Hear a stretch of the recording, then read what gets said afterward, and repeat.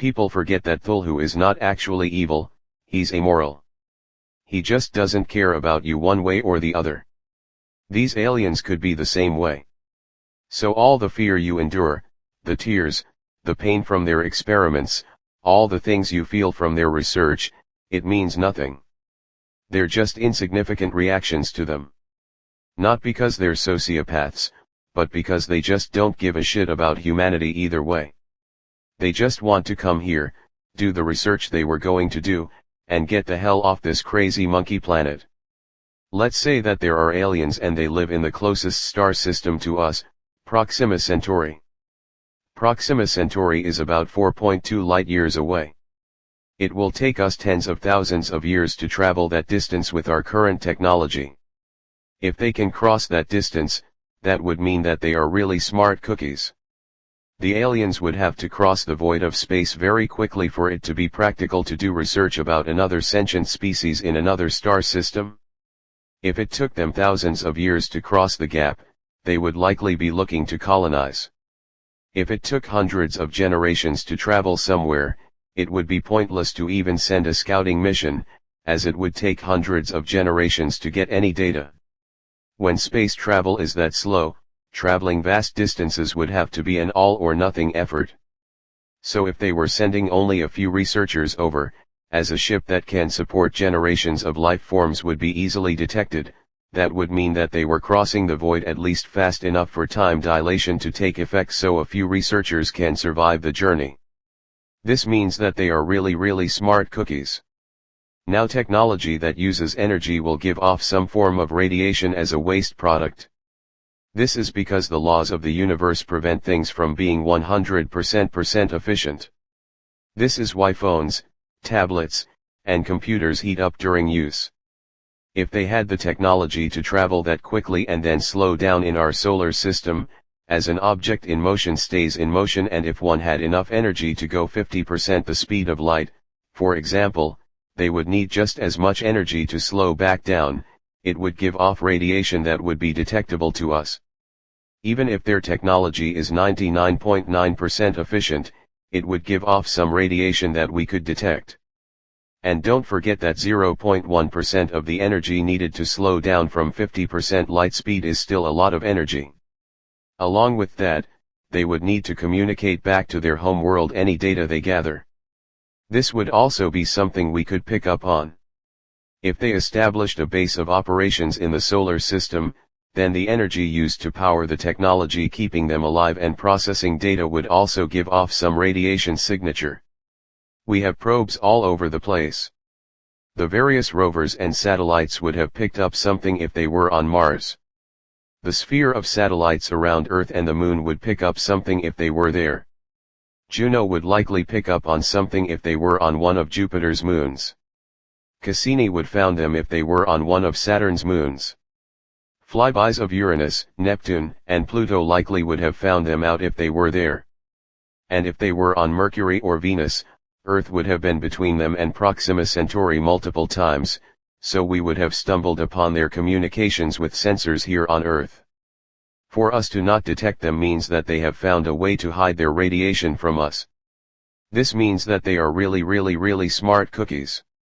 Given that they are hiding their existence from us, and they aren't trying to make their presence known far and wide without a shadow of a doubt to Earth's people, or at least the scientific community, they aren't trying to make first contact. One could argue that they are making contact with the government and the government is hiding this from us, but this logic is flawed. First, meeting aliens is a big fucking deal. The US government could barely keep the contents of the Patriot Act secret for as long as it did. That was leaked in about a decade. A big deal like this would likely be leaked much faster by a whistleblower, assuming a hacker doesn't beat them to it. Second, scientists want information to be seen by many so they can use their knowledge to advance mankind. There would be no reason for a scientist to hide this information from everyone, so this makes the odds of a whistleblower revealing this more likely. Lastly, the US government is likely not the only government that they would make contact with, and one of these governments is likely to be less deceptive to its populace than the US is. Let's say that they also contacted Denmark, and Denmark is transparent to its citizens about first contact. The news will spread over Twitter in literal seconds, making any US efforts to hide first contact pointless. So they aren't here to be known.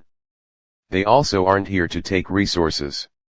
Given that they can cross multiple light-year gaps in space and can hide any waste radiation that they produce, the aliens are very advanced. The difference in technology between them and us would be greater than that between us and an anthill. Remember when I said they were really smart cookies? That was a massive understatement. They could get any resource they want in abundance from the solar system without getting close to the Earth. Metals and minerals are common in the asteroid belt. Gases can be taken from the gas giants.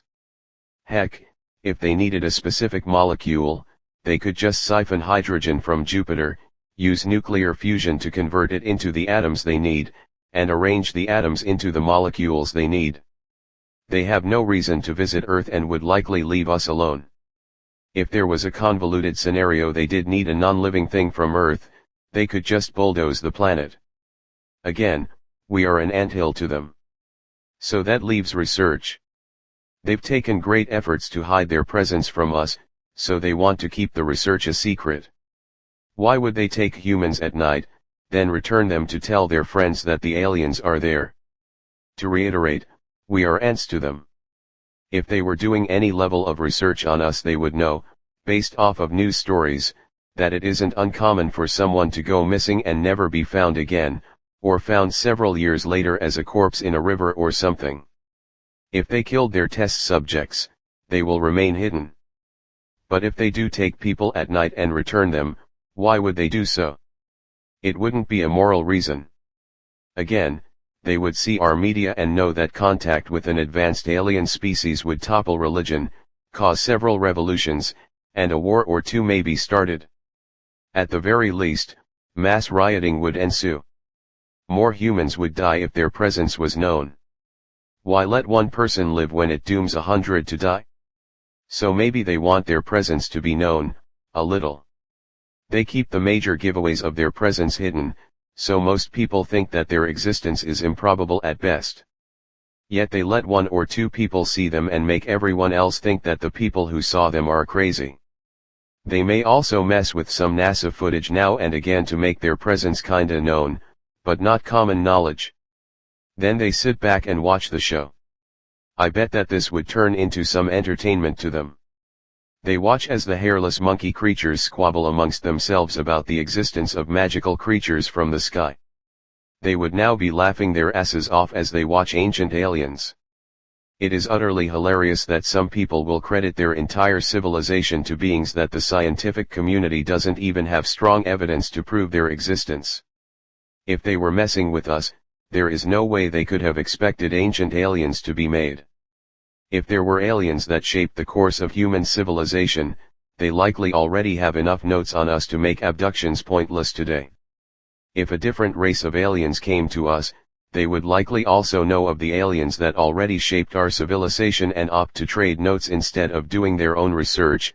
That, and the existence of one race of aliens is already unlikely, so the odds that there are two races close enough to us to do research on us, and the odds that, if they both existed, both managed to remain as hidden from us as well enough that their existence is considered a conspiracy theory to most people today, are astronomical.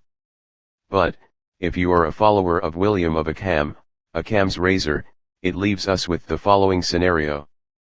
Aliens are not taking us, it's a sleep disorder thing. Before aliens were invented, people would say they were taken by demons.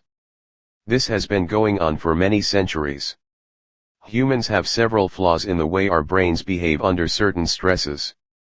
If you experience sleep paralysis, your body will not move and your brain will be half asleep. This allows dream-like images to become part of the real world. Your brain will make up stories about why you can't move and you can easily hallucinate animals, aliens, or a succubus. Imagine half waking up and not being able to do anything. Imagine the fear of struggling to move, but thinking you're being held down. It's natural that your brain would go through all of the possibilities and arrive at something you fear. With most people that fear is something getting in your house, violating your body, and doing it all while you're utterly defenseless. Your hypnagogic state will seem just as real to you as when you are awake. That is because the same parts of the brain that create your daytime reality are the ones that are utilized in your hallucinatory state. Of course, that does not answer to the claims of multiple people being abducted at the same time or wide-awake abductions that happen nowhere around bedtime. It all comes down ultimately to the evidence. There is plenty of anecdotal evidence in people's accounts of being taken but absolutely nothing else of substance.